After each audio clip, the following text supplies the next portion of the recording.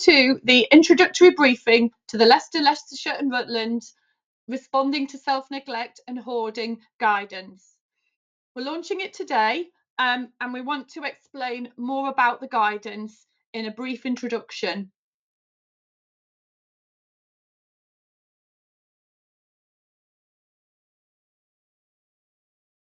So the guidance will support you as a frontline professional to work with people who are at risk of self-neglect or hoarding.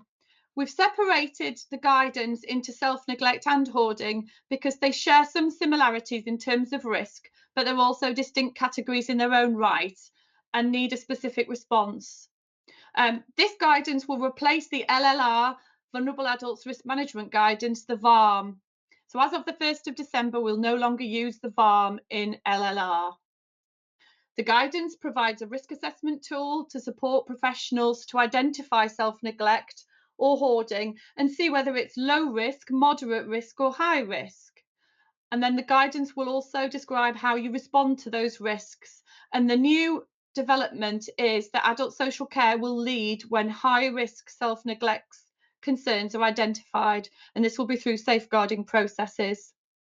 When a person is assessed as low or moderate risk, professionals should work flexibly with the person and the multi-agency to work in the best interests of supporting the person. The guidance doesn't specify which agencies need to be involved, nor does it prescribe specific actions and responses.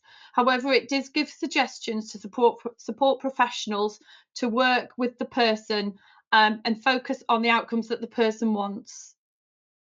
And it's really important that we work with people as individuals because everybody's different.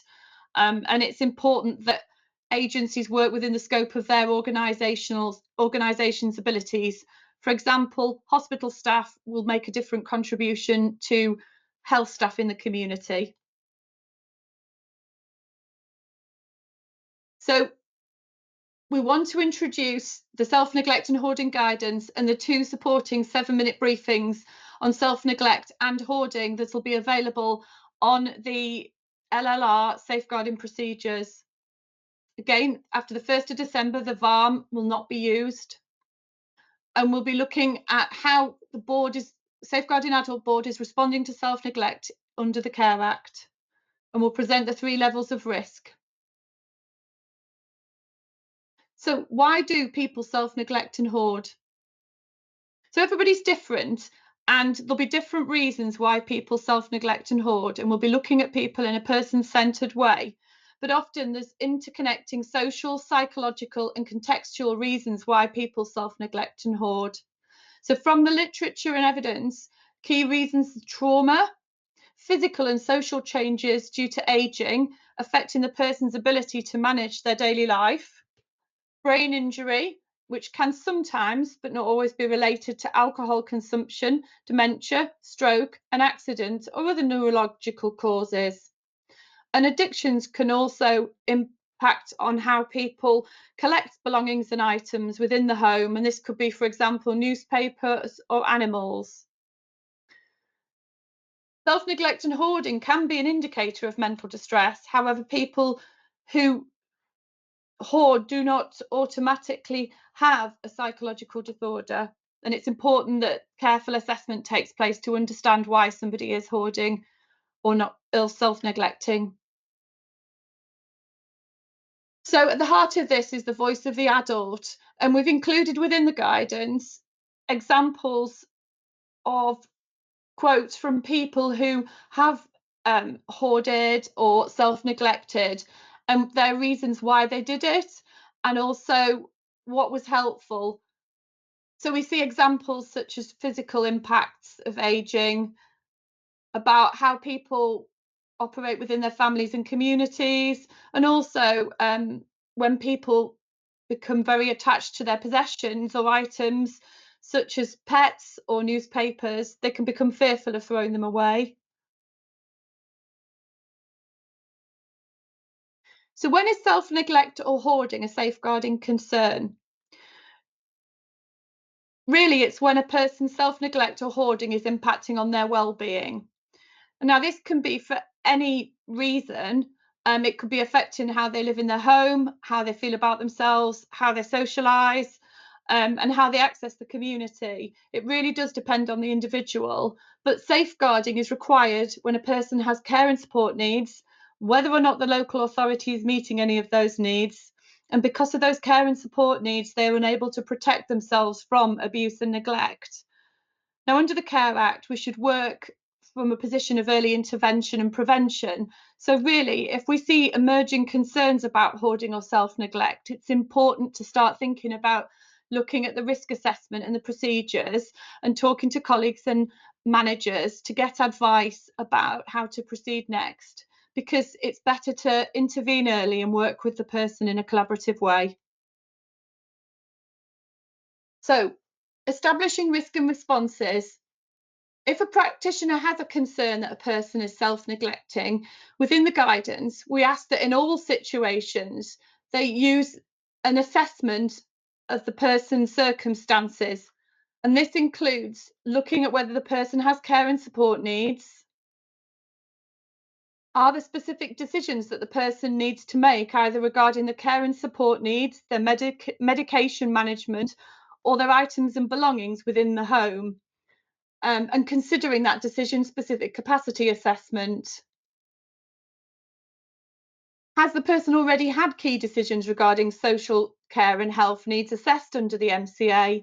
What do they tell us? Do we need to do new assessments? And that can be the starting point. What are the adults' views regarding the self neglect concerns and what outcomes do they want? And that's critically important when we start to think about safeguarding. Are the carers involved or are the family members? And that's when it's important we also consider the children's procedures, um, and and whether there's children in the household or have access to the household. So within the guidance, we've now defined 3 levels of risk associated with self-neglect and hoarding. So we've got low risk, moderate risk and high risk. So in low risk cases, the practitioners considered and concluded that an adult has capacity to make decisions regarding their social care and health needs, and the risk of self-neglect is currently low. In moderate risk, the practitioner has considered and concluded that the adult has capacity to make decisions regarding their social care and health needs and the risks posed by any self-neglect. In high risk, we would expect practitioners to take immediate action to ensure the safety of the adult, follow their own organisation's escalation process, and complete a safeguarding adult referral to adult social care for Section 42 concerns.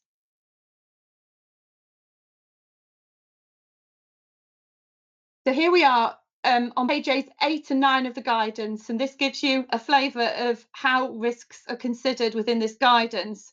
We've provided examples that help you decide whether something's low, moderate, or high, and that it relates to hoarding on the left or self neglect on the right.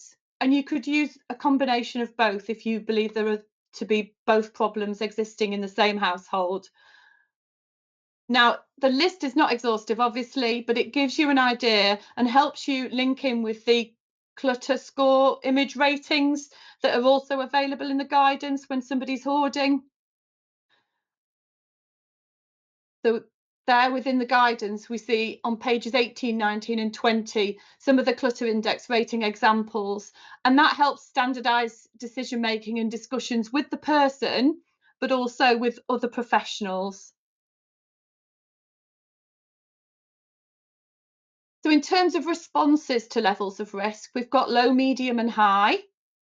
So in the low risk, the green cases, all agencies involved would offer the adult advice and information and signposting, provision of universal services and referral to appropriate agencies if required. And that will obviously depend on the person's situation and circumstances and will be aligned with the other procedures that we have available in children's and in adults. In moderate risk cases, the medium risk cases, all agencies would consider preventative actions with the adult to define and mitigate risks, consider calling a multi-agency meeting with the adult's consent and involvement to formulate an action plan and mitigate the risks, and offer the adult a risk reduction plan with timescales to monitor the risk. And if the adult refuses the interventions, ensure the adult knows how and where they can seek support if they change their mind. In high risk cases, this would be, as we've already said, be a referral to adult social care for consideration of a safeguarding inquiry. And the local authority would proceed if the adult has care needs arising from a physical or mental impairment and they're unable to protect themselves as a result of these care and support needs. Now, in adult social care, there would be escalation to a manager if it was believed that somebody in social care felt that a person met the threshold for safeguarding.